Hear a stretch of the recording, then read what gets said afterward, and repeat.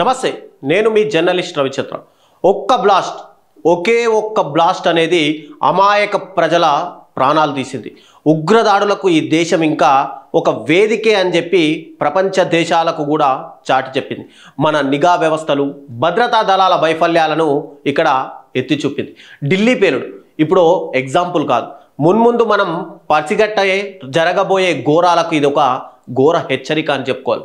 మనం ఇప్పటికే ఎన్ని సర్జికల్ స్ట్రైక్స్ చేసినా, ఎన్ని ఉగ్రవాద స్థావరాలు ధ్వంసం చేసినా, అన్నిసార్లు ఉగ్రకుట్రను భగ్నం చేయడంలో మాత్రం మన భద్రతా వ్యవస్థ నిజంగానే విఫలమవుతున్నట్టే కనిపిస్తుంది.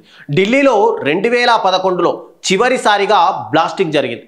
14 ఏళ్ల తర్వాత మళ్ళీ ఇప్పుడు హార్ట్ ఆఫ్ ది సిటీలో, అది దేశ రాజధానిలో, అది కూడా టూరిస్టులు ఎక్కువగా ఉండే ఒక హిస్టారికల్ రెడ్ ఫోర్ట్ ముందు ఒక ఆత్మాహుతి దాడి జరిగిందంటే నిజంగా మాటలు కాదు. 9 మంది ప్రాణాలు కోల్పోవడం అనేది ఒక మామూలు విషయం కాదు. ఇప్పుడు ఆ రూట్లోనే సీసీ కెమెరాలన్నీ కూడా ఇక్కడ పోలీసులు, నిఘా వ్యవస్థలు పరిశీలిస్తున్నాయి. రాజధాని ఢిల్లీలో బ్లాస్ట్ తర్వాత దేశమంతా కూడా హై అలర్ట్ ప్రకటించారు. నిజానికి కారులో ఒక సిఎన్జి కిట్ బ్లాస్ట్ అయితే మిగతా వాహనాలకు ఎక్కడా కూడా డ్యామేజ్ జరగదు, అంత తీవ్రత కూడా ఎక్కడా ఉండదు. కానీ ఇది ఒక అమ్మోనియం నైట్రేట్ డిటోనేటర్లతోనే తీవ్రత ఎక్కువగా జరిగిందని చెప్పి ఇక్కడ నిఘా వర్గాలు ఒక అంచనాకు వస్తాయి. ఎవరైనా సరే నేరుగా దాడి చేస్తున్నారంటే మనం ఎలాగోలా కష్టపడి దాన్ని అడ్డుకోవచ్చు. కానీ ఇలాంటి ఉగ్రదాడులు ఇంకా జరుగుతున్నాయంటే అది ఖచ్చితంగా ఎక్కడో ఒక వైఫల్యమే అని చెప్పి ఒక గట్టి వాదన కూడా వినిపిస్తుంది. అయినా సరే ఇండియాకు ఈ బ్లాస్టులు అనేది కొత్త కాదు. ఇలాంటి ఇంటెలిజెన్స్ ఫెయిల్యూర్లు గతంలో కూడా చాలానే జరిగిపోయాయి. గతంలో పుల్వామా అటాక్ దగ్గర నుంచి పహల్గామ్ దాకా అన్నీ కూడా మనకు ఈ కోవలకి వస్తాయి. అక్కడక్కడ తనిఖీలు చేయడం, ఏదైనా దొరికితే వాటిని ఇమ్మీడియట్గా సీజ్ చేయడం, లేదంటే ఎవరైనా అనుమానితులు ఉంటే గనక వాళ్ళని అరెస్ట్ చేయడం, పక్కా నిఘా మాత్రం ఇక్కడ ఎక్కడ కొనసాగడం లేదు. ఢిల్లీలోని ఎర్రకోట దగ్గర జరిగిన బ్లాస్ట్ చూశాక నిజంగానే మన నిఘా వ్యవస్థ ఎక్కడైనా ఫెయిల్ అవుతుందా అనేది ఒక హెచ్చరికగా తెలుస్తుంది. ఈ పేలుడులో ఉగ్రవాదులు ఎలాంటి సవాల్ విసిరారో మనం నిజంగా అర్థం చేసుకోవచ్చు. భారత్లో ఎన్నున్నాయి, రా, ఐబీ, ఎన్ఐఏ, స్టేట్ ఇంటెలిజెన్స్ లాంటి కట్టుదిట్టమైన నిఘా వ్యవస్థలు ఉన్నాయి మనకు. అయినా కూడా సరే అప్పుడప్పుడు ఇక్కడ పేలుళ్ళు సంభవిస్తూనే ఉన్నాయి, ఉగ్రదాడులు జరుగుతూనే ఉన్నాయి. కేంద్ర నిఘా ఏజెన్సీలు సేకరించినటువంటి సమాచారాల ప్రకారం రాష్ట్ర పోలీసులు, స్థానిక భద్రతా దళాల మధ్య సమర్థవంతంగా త్వరితగతిన పంచుకోకబడడం, అంటే ఇక్కడ రాష్ట్రంలో ఉన్నటువంటి విషయాలను కేంద్రంతో పంచుకోకపోవడం, కేంద్రంతో ఉన్నటువంటి విషయాలు రాష్ట్రాలకు తెలియకపోవడం ద్వారానే ఇక్కడ మెయిన్గా లోపాలు ఉన్నాయని చెప్పి గతంలో కూడా అనేక దాడుల తర్వాత కమిటీలు అనేది వేసి కమిటీలు కూడా రిపోర్టు కూడా ఇచ్చాయి.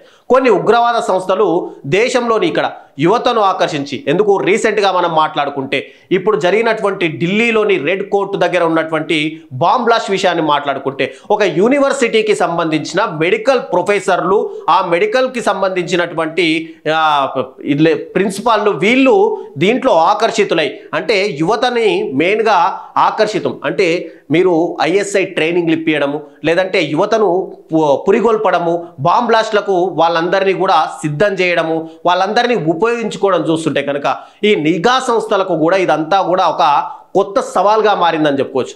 దాంతో లోకల్, అంటే బయటి దేశాల నుంచి వస్తున్నటువంటి టెర్రరిస్టులను పట్టుకోవడం పెద్ద పని కాకపోవచ్చు, కానీ మన దగ్గరే ఎదుగుతున్నటువంటి టెర్రరిజాన్ని అంతం చేయడం అనేది ఇక్కడ పెద్ద సమస్యగా మారింది. ఇక ఉగ్రదాడులు ఎన్క్రిప్టెడ్ కమ్యూనికేషన్స్లను కానీ, డ్రోన్లను కానీ, ఐఈడీల తయారీకి సంబంధించినటువంటి కొత్త టెక్నాలజీలను ఉపయోగిస్తున్నారని చెప్పి ఇప్పటికే నిఘా సంస్థలు కూడా హెచ్చరిస్తున్నాయి. దీటుగా నిఘా వ్యవస్థ తన టెక్నాలజీని ఎప్పటికప్పుడు అప్గ్రేడ్ చేసుకుంటుందా అంటే నిజంగా చేసుకోవట్లేదనే ఖచ్చితంగా చెప్పుకోవచ్చు.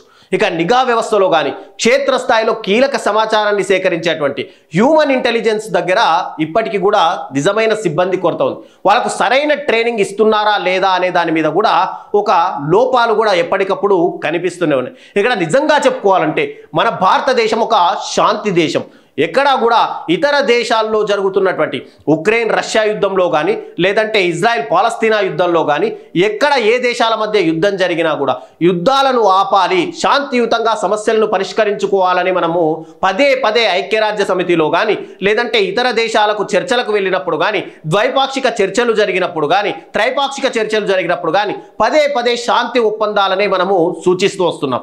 కానీ మన దేశంలోనే ఇలాంటి టెర్రరిస్ట్ అటాక్ పక్కనే ఉన్న దాయాది దేశం నుంచి ఎప్పటి నుంచో 1947లో స్వాతంత్రం వచ్చిన తర్వాత ప్రతిరోజు దినదిన గండంలా పక్క దేశం నుంచి ఎవడొస్తాడా, ఎప్పుడు టెర్రరిస్ట్ అటాక్ చేస్తాడా అని ప్రాణాలను గుప్పెట్లో పెట్టుకోవాల్సిన పరిస్థితి మనకెందుకు వచ్చింది? సర్జికల్ స్ట్రైక్లలో కానీ పుల్వామా అటాక్ తర్వాత ఏర్పడినటువంటి సింధూర్లో కానీ మనము వాళ్ళ పాకిస్తాన్ దాయాది దేశం మీద అటాక్లు చేసినా కూడా ఎక్కడ అక్కడ ఉన్నటువంటి పౌరులకు కానీ అక్కడ ఉన్నటువంటి ప్రజలకు కానీ ఇబ్బందులకు గురి చేయకుండా కేవలం ఉగ్రవాద స్థావరాలని మనం టార్గెట్ చేసుకొని అక్కడ విధ్వంసాలను సృష్టించాం. కానీ మన బ్రహ్మోస్లు కానీ మన నేవీ కానీ ఆర్మీ కానీ ఎయిర్ ఫోర్స్ కానీ ఏదైనా సరే ప్రతిదీ కూడా ఒక మూకుమ్మడిగా ఒక రంగం అంటే ఒక స్టేజ్ పైకి వచ్చి వాళ్ళందరూ కూడా ఖచ్చితంగా ఉగ్రదాడులను మేము ఉగ్రవాద శిబిరాలనే అంతం చేశామని చెప్పినా కూడా ఇక్కడ దాయాది దేశాల నుంచి మాత్రం మనకు ఖచ్చితంగా మన దేశంలోని సామాన్య ప్రజలను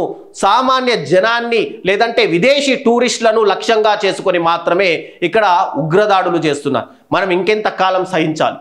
ఈ ఉగ్రదాడుల్ని ఇంకెంత కాలం భరించాలి?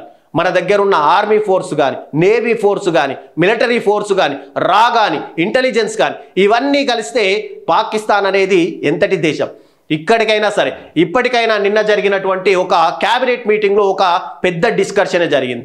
ఇక నుంచి బయటి టెర్రరిజాన్ని ఆపడం ఎంత ఇంపార్టెంటో ఇక్కడ దేశంలో మొలకెత్తుతున్న టెర్రరిజాన్ని అంతం చేయడం కూడా అంతే ఇంపార్టెంట్ అని చెప్పి క్యాబినెట్ మీటింగ్లో డిస్కషన్ చేయడం, ఇమ్మీడియట్గా అమిత్ షా ఒక సూచనలు చేయడం, ఎవరైనా సరే ఇక్కడ టెర్రరిస్ట్ అటాక్లకు కానీ ఎవరైనా అనుమానితులు కనిపిస్తే ఇమ్మీడియట్గా హ్యాండ్ ఓవర్ చేసుకోండి, అరెస్ట్ చేయండి, ఒకవేళ వాళ్ళు లొంగిపోవడానికి రాకపోతే గనక ఇమ్మీడియట్గా వాళ్ళందరినీ మట్టు పెట్టడానికి మీ అందరికీ ఫుల్ పర్మిషన్ ఇస్తున్నామని చెప్పి ఇక్కడ అమిత్ షా కూడా ఒక స్టేట్మెంట్ కూడా పాస్ చేశారు.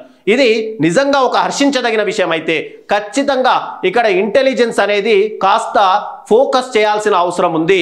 దేశంలో చాలా మంది ఇక్కడ యువతను ప్రోత్సహించి ఇక్కడ ఉగ్రవాద శిబిరాలలో ట్రైనింగ్ ఇప్పిస్తూ ఉగ్రవాదులుగా వాళ్ళని పకడ్బందీగా మారుస్తున్న ప్రయత్నాలు జరుగుతున్నాయి. దీంట్లో ఇన్ని రోజులు విద్య లేని వాళ్ళు లేదంటే పూర్తిగా బీద వాళ్ళని టార్గెట్ చేసుకొని వాళ్ళకు ట్రైనింగ్ ఇచ్చారని అనుకున్నాం. కానీ నిన్న జరిగినటువంటి ఒక ఇన్సిడెంట్తో మనకు దేశవ్యాప్తంగా అర్థమైంది ఏంటంటే చదువుకున్న వాళ్ళే మెయిన్గా ఈ ఉగ్రవాదులకు సంబంధించిన ట్రైనింగ్ శిబిరాల్లో పాల్గొనడం, వాళ్ళే యువతను ప్రోత్సహించడం చూస్తుంటే కనుక ఖచ్చితంగా ఇక సహించే విషయం అయితే ఇది కాదనే చెప్పుకోవాలి.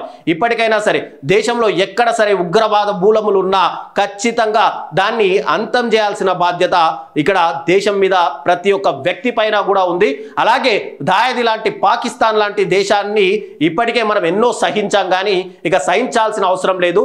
ఇప్పటికే అటాక్ల తర్వాత ఆపరేషన్ సింధూర్ ఇంకా కొనసాగుతూనే ఉంది అని చెప్పి పదే పదే మోడీ కానీ అమిత్ షా కానీ బీజేపీ నాయకులు కూడా చెప్తూనే ఉన్నారు. నిజంగా ఆపరేషన్ సింధూర్ కొనసాగుతుంటే ఇప్పుడు జరిగిన అటాక్ ని ఆపరేషన్ సింధూర్లో భాగంగా పాకిస్తాన్లోని ఉగ్ర శిబిరాలతో పాటు దేశంలో ఉన్నటువంటి ఉగ్రవాదులను కూడా ఏరివేసే కార్యక్రమాన్ని ఈ ఆపరేషన్ సింధూర్లో భాగంగా చేయాలని చెప్పి ప్రతి ఒక్క యువకుడు ప్రతి ఒక్క దేశ పౌరుడు అంకిత భావంతో ఉన్నటువంటి దేశం కోసం ఆలోచించే ప్రతి పౌరుడు కూడా ఇదే విషయాన్ని ఖరాఖండిగా అటు కేంద్ర ప్రభుత్వానికైతే చెప్తున్న పరిస్థితులు ఉన్నాయి. దీనిపైన కేంద్రం ఎలా స్పందిస్తుంది?